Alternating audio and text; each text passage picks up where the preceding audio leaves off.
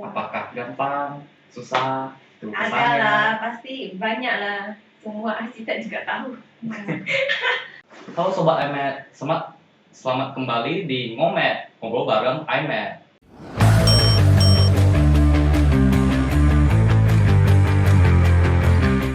Nah, hari ini saya Mafrid Johnson, mahasiswa arsitektur semester 4, kedatangan dua tamu arsitektur. Boleh dong perkenalkan diri? Silakan. Saya Victoria,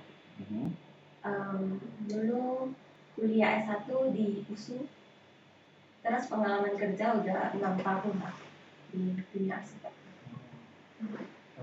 Kalau saya namanya Juliana Adi Chandra sebagai principal arsitek di iMed Design Hub.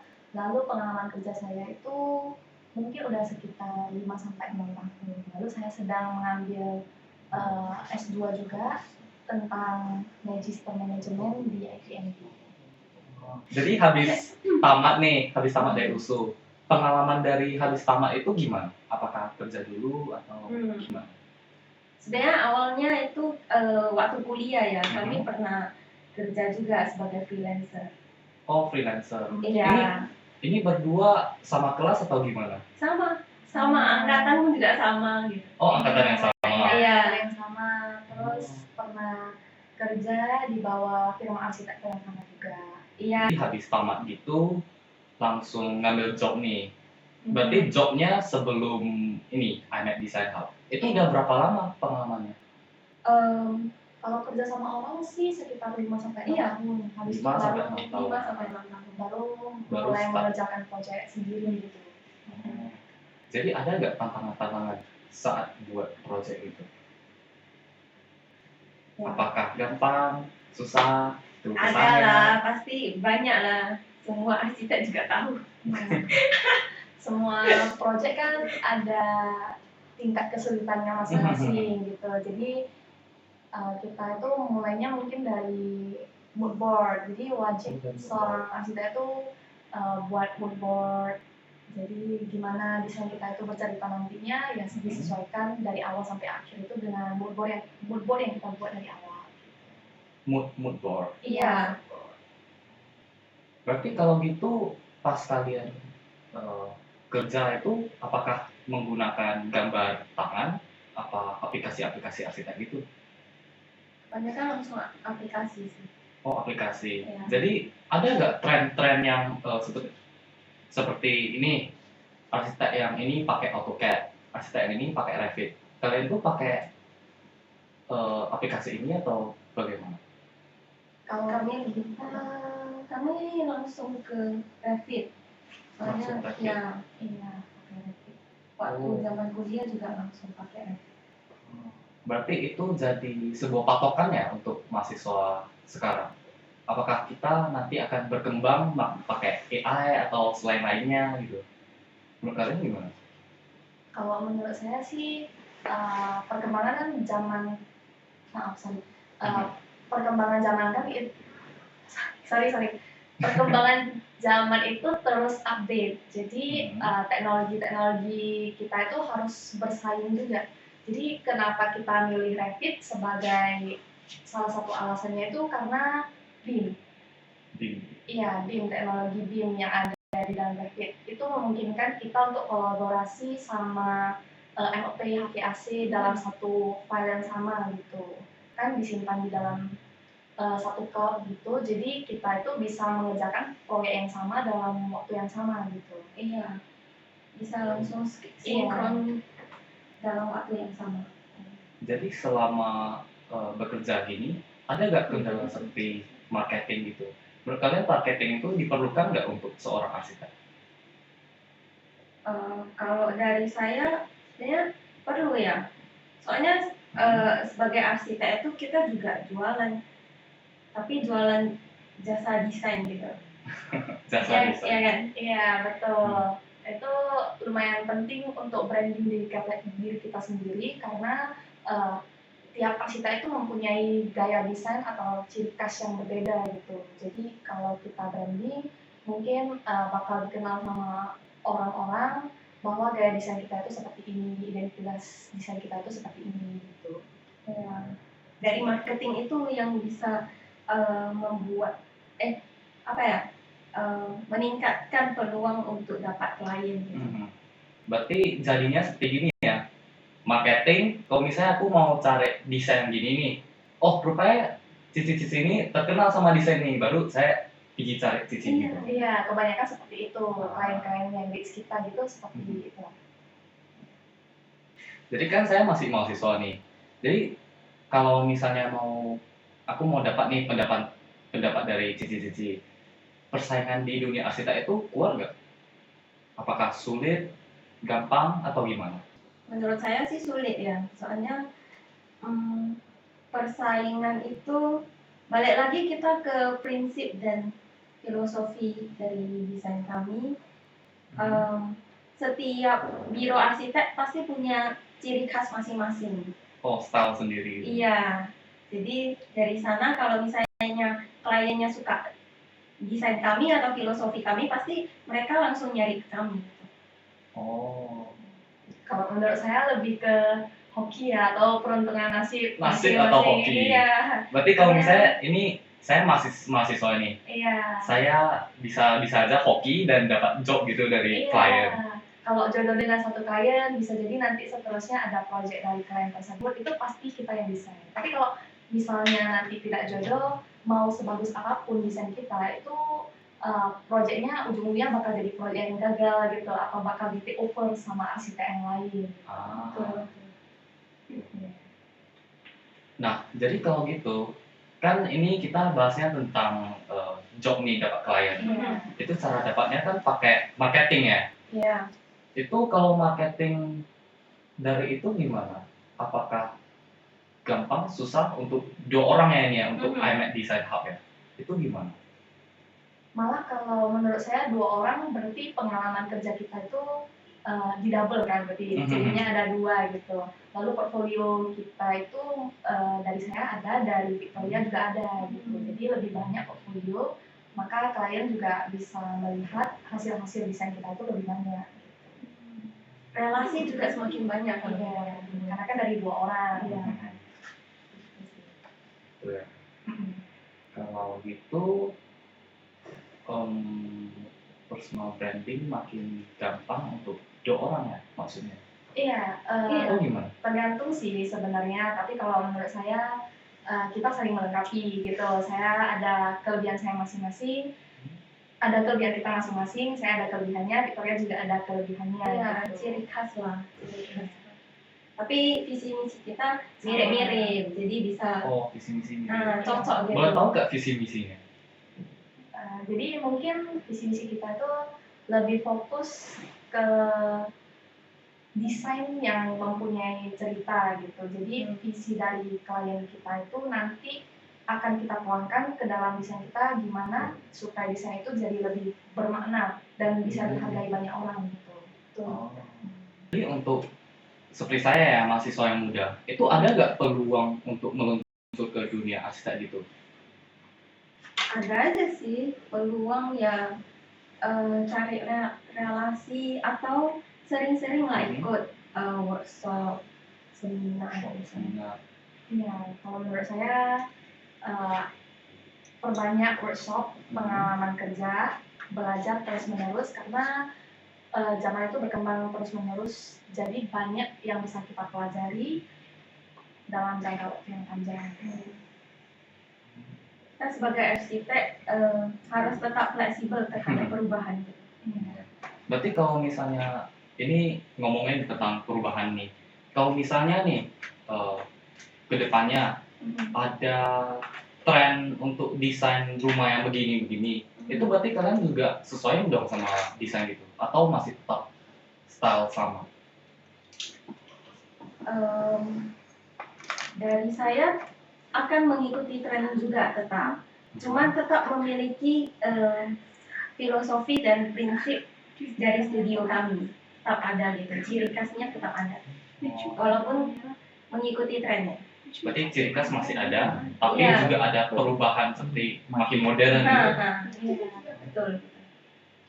Jadi untuk seorang arsitek ini penting nggak untuk join ke firma dulu atau langsung start firma sendiri? Dari saya sih lebih bagus freelance dulu atau kerja sama orang dulu di biro lain. Kalau bisa yang bagus ya. Jadi dari sana kita bisa belajar banyak selain dari pengalaman kerja, kita bisa belajar bagaimana cara branding suatu biro arsitek. Terus sistem kerjanya gimana. Nanti pas kita mau buka biro sendiri, kita tahu sistem kerja seperti apa yang cocok dengan kami. Oh, berarti habis ikut biro ini untuk cari pengalaman ya? Ya. Untuk seperti cara kerjanya, sistemnya, gimana, dan ya. lain-lain gitu. Banyak sih bisa belajar.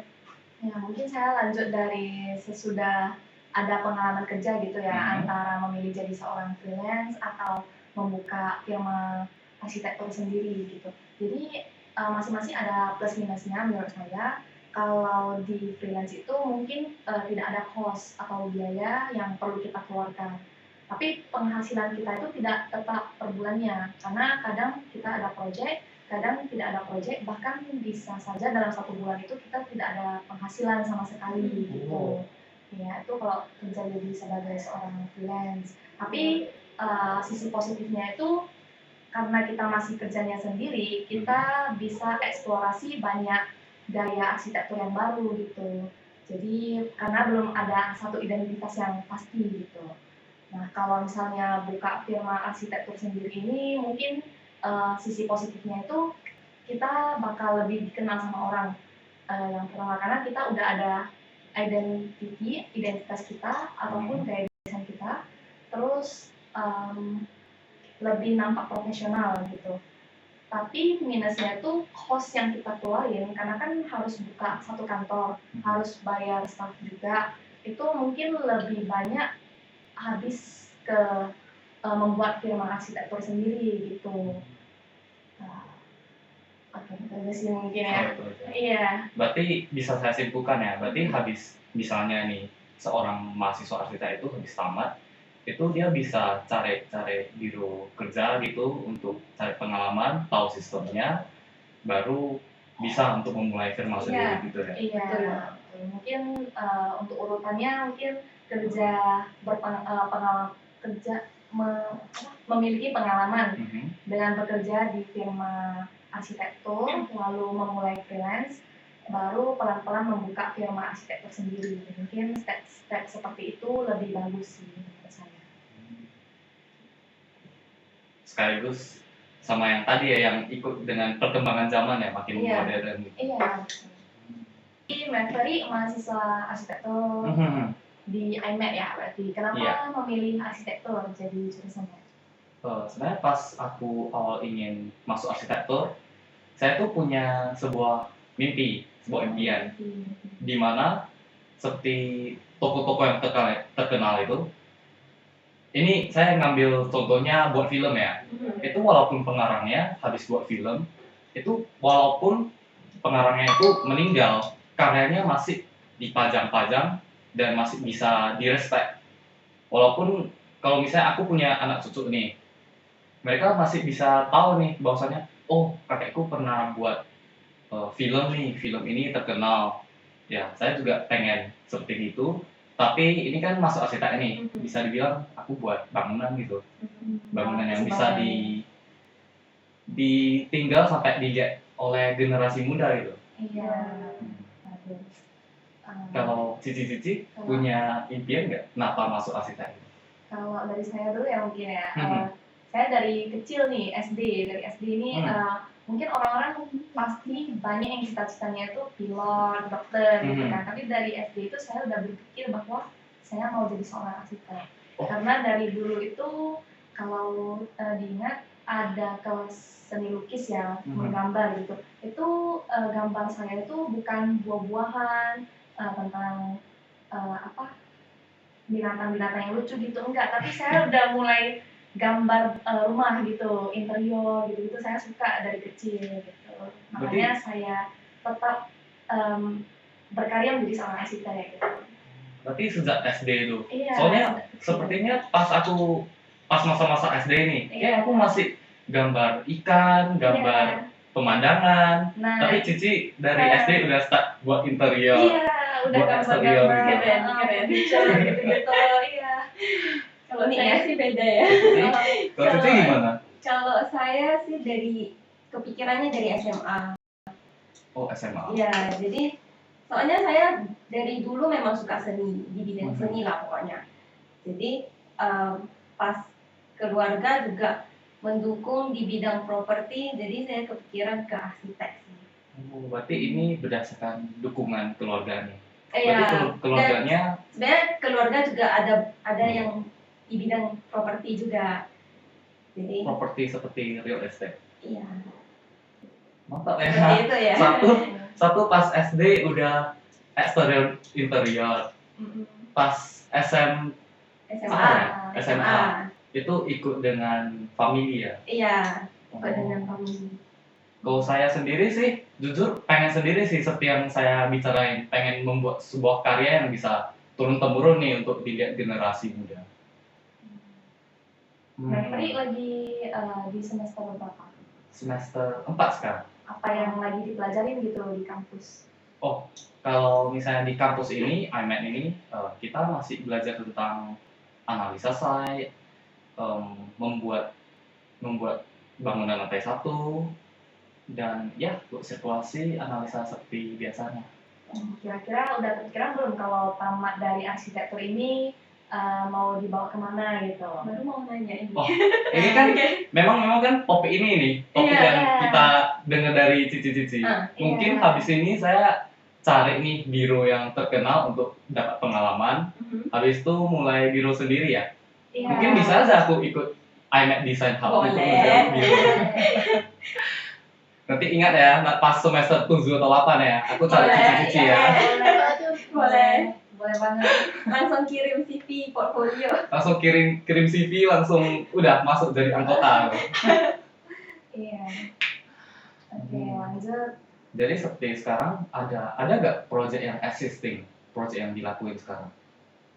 Untuk saat ini mungkin proyek yang paling baru ya, baru itu kita lagi desain perumahan di tebing tinggi lokasinya. Perumahan di tebing tinggi. Iya. Itu seperti komplek atau bagaimana? Iya, di dalam komplek sih, perumahannya di dalam komplek.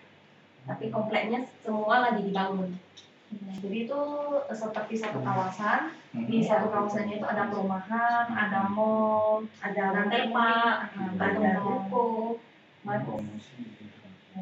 Berarti bisa dibilang desain yang ini, desain rumah ini dibuat sama ya seperti komplek. Soalnya kan Iya, ada oh iya, sama seperti komplek gitu.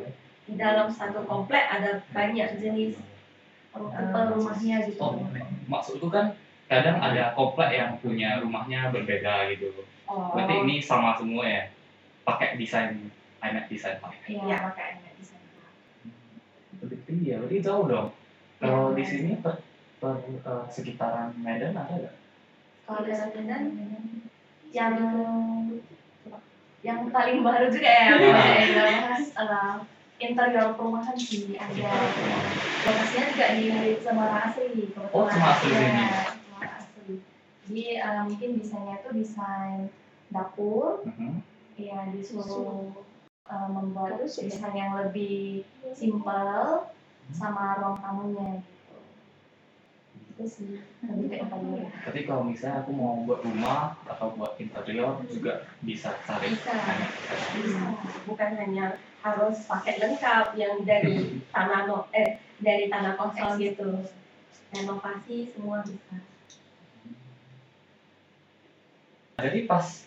Jadi pas zaman-zaman perkuliahan Cici gimana? Apakah sama seperti sekarang analisa site juga membuat bangunan lantai 1 atau bagaimana? Ya sama, prosesnya semua sama. Dari gambar tangan, baru lanjut ke pakai aplikasi. Jadi kalau dari kalian pakai aplikasi apa? Sebenarnya pas di mata kuliah kelas-kelas saya nih itu sebenarnya masih belum start untuk menggunakan aplikasi sih, masih lebih banyak menggunakan gambar tangan. So berarti pas zaman kalian udah start pakai aplikasi dari USU tersebut diajarkan oleh dosen? Enggak, semua dari pribadi ya. Oh, otodidak. Otodidak, iya. Kalau saya mungkin cari tempat les sih, tempat les karena di kampus itu pasti tidak diajarkan bagaimana cara menggunakan satu aplikasi. Jadi kita harus cari misalnya nih yang kita mau pelajari Revit, carilah guru les Revit gitu atau lembaga pelatihan yang ada mengajarkan cara menggunakan aplikasi Revit ini gitu. Berarti seberapa rekomennya kalian untuk menggunakan aplikasi ini? Soalnya kan kalau dengar dari kalian bicara nih, kan dosen-dosen itu cuman gambar tangan juga ya? Atau bagaimana? Enggak, kalau gambar tangan sih dari semester 1 sampai semester 4 ya. Kayaknya semua sama ya. Kalian gimana? Dari semester berapa sampai semester berapa pakai tangan? Oh, kita mungkin dari semester 1 sampai semester 5 sih pakai tangan. Hampir Semester sama 6, lah. semester 6 masih mungkin untuk menggunakan aplikasi. Tapi itu juga sepertinya perlu otodidak sih untuk cari tahu tentang Revit, AutoCAD, dan lain-lain gitu. Iya, dulu kami bingung kan mau cari mau belajar apa gitu yang paling sesuai sama kebutuhan gitu. Gimana ya? Kebutuhan Kebutuhan kampus, iya. Jadi kami cari tahu pas kami kan dekat dulu waktu kuliah. Jadi kan berarti udah bestie ya sejak iya dari kuliah lah. Jadi kami cari tahu aplikasi apa yang bisa kita pelajari dengan cepat, bisa menghasilkan gambar dengan cepat ya. Baru dari itu ya memicu untuk menggunakan aplikasi-aplikasi. Iya. Iya, karena kan kalau di kampus apalagi kita kuliahnya di USU ya, itu waktunya sangat tidak pasti atau tidak tetap jadwalnya gitu. Dan kebanyakan itu di pagi sampai siang, pagi sampai sore deh, pagi sampai sore hari. Pagi sampai sore. Iya, berarti Jadi nggak menentu juga sih. berarti itu kelasnya gimana? Kelasnya ya mungkin di hari Senin kelasnya dari pagi, hari Selasa mungkin di sore gitu ya sih. Nggak menentu. Iya, tidak menentu. Jadi mungkin kita tidak bisa ngambil magang di firma-firma arsitektur kan, tidak memungkinkan karena kalau kebanyakan magang itu wajib kerja 8 to 5 gitu kan. Nah, jadi ya solusinya kita cari les gitu. Dari les sana sih sebenarnya kita mulai freelance. Iya. Oh, dari les yang sama juga untuk freelance. Iya, kebetulan sama. ya, terus skip lah. Tidak usah dilanjut. Oke, lanjut. Next. Lanjut. Kalian itu habis tamat kuliah nih, itu kan tadi katanya udah ngikut kelas. Berarti habis ngikut kelas ini langsung lanjut ke ngambil job firma ini. Iya. Firma yang sama. Iya, firma yang sama. Awalnya kami kerjanya bareng juga. Freelance. Freelance-nya di tempat yang sama. Berarti sampai sekarang juga sama. Enggak, aku ada 1 tahun di luar kota. Oh iya. Itu yang beda sih. Yang lain sama. Berarti Amek Design Hub ini baru-baru kan? Sejak kapan buatnya? Boleh tahu nggak? 2020. 2020. Berarti udah 5 tahun ya berdirinya desain ini. Sebelum di Amek ini ada nggak didirikan kantor di mana itu, studio mana? Sejauh ini kita work from cafe, work from home gitu sih. Karena kan freelance gitu kan. Iya. Baru-baru ini baru ada kantor. Ya, kalau gitu. Jadi kalau misalnya ada yang mau main-main ke kantor, berkunjung, mungkin untuk konsultasi desain gitu ya, kedepannya bisa sih langsung ke kantor Amek Design Hub. Nah, lokasinya itu ada di Cemara Asri gitu. Cemara Asri. Iya. Cemara Asri lantai 2 Iya, sini. lantai 2 di kampus Amek. Kalau misalnya aku mau kontak ke kalian itu bagaimana? Tinggal boleh DM dari Instagram juga boleh. Oh, langsung DM dari Instagram atau Instagram semua udah ada kontaknya. Oke.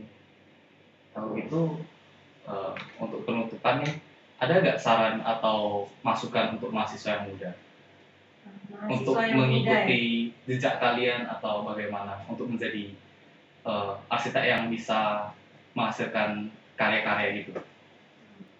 Untuk mahasiswa yang muda, carilah pengalaman dahulu, terus sering-sering ikut workshop, seminar untuk mengembangkan skill dulu. Sama apa ya? Aktiflah di media sosial sih sekarang. Aktif media sosial juga. Iya, aktif media sosial untuk membangun jaringan, berbagi karya itu yang membuat kita semakin berkembang. Dari saya sih gitu. Dari saya mungkin banyak orang yang berkata bahwa sangat sulit menjadi seorang arsitek. Tapi percayalah, apapun yang kita kerjakan, sesulit apapun yang kita kerjakan saat ini, itu bakal sepadan hasilnya nanti ke depannya gitu. Karena hasil-hasil desain kita yang seperti Mas Ferry bilang itu bakal dilihat sampai generasi-generasi selanjutnya nantinya gitu. Iya, betul. Jadi jejak abadi gitu ya. Iya, jadi jejak Seperti abadi. itu. Jadi tetap semangat gitu, jangan putus asa. Jangan biarkan apa perkataan orang tentang arsitek itu sulit, ini nggak bisa dilalui, itu dibuang jauh-jauh gitu. Baik, terima kasih untuk tim iMac Design Hub. Sampai sekarang sekian dan terima kasih untuk episode hari ini. Sampai jumpa.